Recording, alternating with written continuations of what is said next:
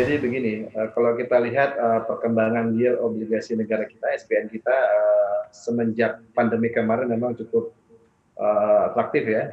Memang di awal Maret kemarin yield kita juga tertekan, bahkan yang 10 tahun sampai 8,3. Cuma kita lihat recovery-nya cukup cepat. Hal ini memang disebabkan dari keterlibatan domestic investor yang bisa menjadi tuan rumah di pasar saham kita. Akhirnya sekarang level yield kita yang 10 tahun sekitar 6,1, 6,2 dan ini cukup stabil ya, dan penguatan memang ternyata cukup cepat recovery-nya kemarin setelah pandemik dan karena asing yang keluar juga dalam jumlah cukup besar. Tekanan itu dengan keterlibatan investor domestik terutama perbankan yang mempunyai likuiditas tinggi akhirnya lebih banyak masuk ke pasar SBN dan akhirnya memang pasar SBN kita terus menguat sampai sekarang setelah bulan Juni kemarin ya.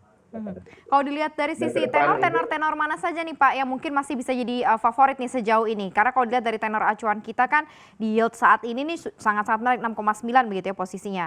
Ini seperti apa nih Anda melihatnya? ya, kalau kita bicara tenor 10 tahun tetap menjadi favorit ya karena ini seri benchmark 5, 10, 15, 20 tahun ini seri benchmark. Cuma kalau kita lihat yang tenor 10 tahun memang lebih menjadi primadona ya karena memang compare-nya ke US Treasury 10 tahun.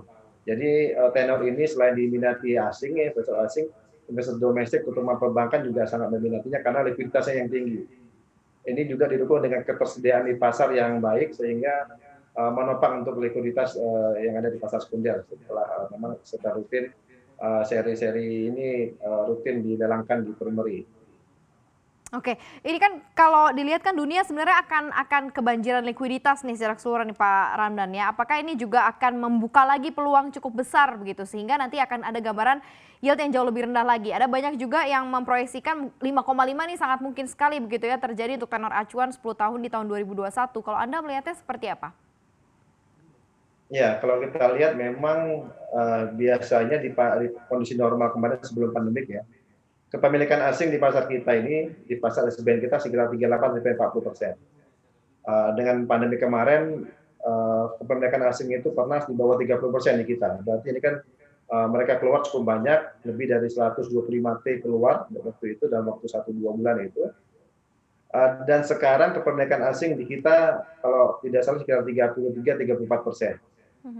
Kalau saya lihat mereka cukup nyaman ya di pasar kita dengan likuiditas ada di pasar kita, terus yield yang menarik dibanding negara-negara lain, akhirnya mereka cukup nyaman di kita gitu.